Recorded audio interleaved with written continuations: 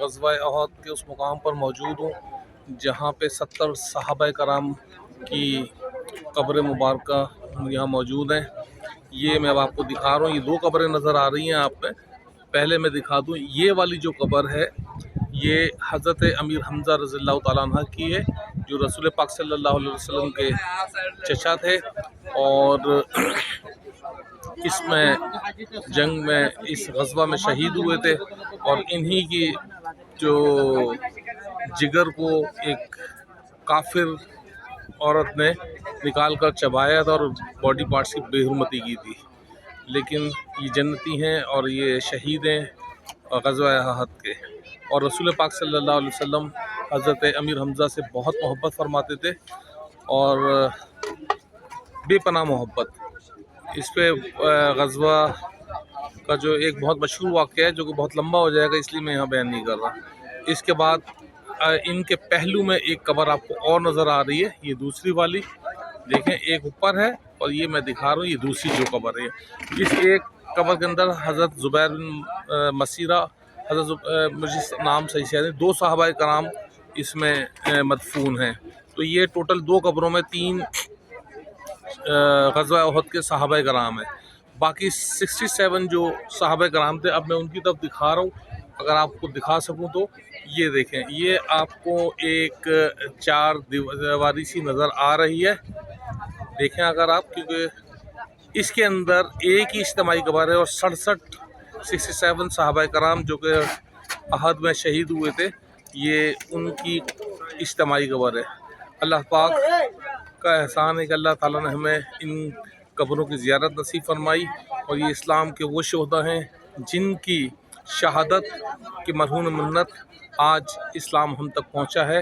اور اللہ پاک جو ہمیں بھی جو ہے اسلام کی خدمت کرنے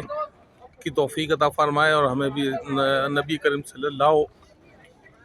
علیہ وآلہ وسلم کی محبت اور ان کی شان پہ اور اسلام کی شان پہ شہید ہونے کی سعادت نصیب فرمائے۔ اب میں آپ کو ایک اور چیز دکھا رہا ہوں، یہ آپ غور سے دیکھ رہے ہوں گے جہاں پہ لوگ چڑھے ہوئے ہیں اس پہاڑی پر، یہ دیکھیں، یہ ہے وہ گھاٹی جہاں پر نبی کریم صلی اللہ علیہ وسلم نے 70 صحابی تیر انداز متعین فرمائے تھے، اور یہی انہوں نے جب نبی کریم صلی اللہ علیہ وسلم کی بات کو اس سینس میں نظر انداز کیا کہ شاید مسلمان جیت چکے ہیں اور جنگ ہم، تو انہوں نے جگہ چھوڑی نبی کریم صلی اللہ علیہ وسلم کے فردر مزید احکامات کے بعد بغیر، تو یہاں سے پیچھے گھاٹی سے ان پر حملہ کیا گیا اور ایک بہت بڑا اسلام کا نقصان ہوا، صحابے ہوئے۔ اب یہ وہ مقام ہے جہاں پہ جو ہے رسول پاک صلی اللہ علیہ وسلم کا دندان مبارک بھی شہید ہوا، آپ صلی اللہ علیہ وسلم کا جو ہے چہرہ مبارک بھی شہید ہوا، اور زخمی ہوا نبی کریم صلی اللہ علیہ وسلم کا چہرہ مبارک، اور آپ صلی اللہ علیہ وسلم کا خون اسی گھاٹی پر، اسی پہاڑ پر گرا تھا، اور اسی پہاڑ پر 70 یہ صحابہ کرام جو تھے جن کی میں نے آپ کو ابھی قبریں بھی دکھائیں، شہید ہوئے تھے، تو اس پہاڑی پر ان کا شہداء کا خون ہے۔ تو بہرحال مجھے یہ زیب نہیں دیتا کہ میں اپنے صحابہ اور نبی کریم صلی اللہ علیہ وسلم کا جہاں خون گرا ہوا میں اپنے پیر لے کر جاؤں، اس لیے میں اس گھاٹی پر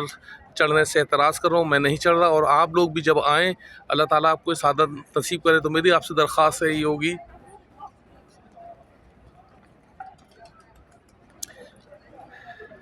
کہ آپ لوگ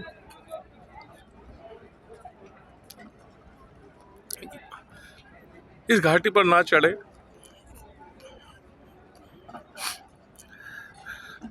معذرت چاہوں گا، مجھے جذبات پہ قابو نہیں رہا۔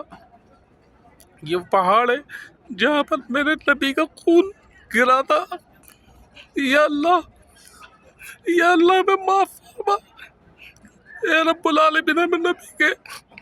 بتائے ہوئے اصولوں پر چلنے والا بنا، اور میرے مالک دنیا بھر میں مسلمان جہاں جہاں ان کا خون بہ رہا ہے، انہیں تو حفاظت نصیب فرما۔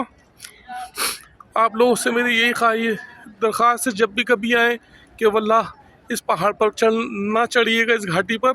کیونکہ یہاں پر میرے نبی کا خون گرا تھا۔ اور 70 صحابی شہید ہوئے تھے، ان کا خون اسی گھاٹی پر گرا تھا۔ لہٰذا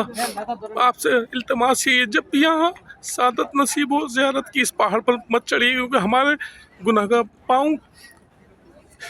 اس جگہ پر پڑے جہاں نبی کا خون بہا ہو، وہ ویسے نہیں دیتا۔ یہ احد کی زیارت میں یہیں ختم کر رہا ہوں۔ اللہ پاک ہم سب کو نبی کے بتائے ہوئے دین پر چلنے کی توفیق عطا فرمائے۔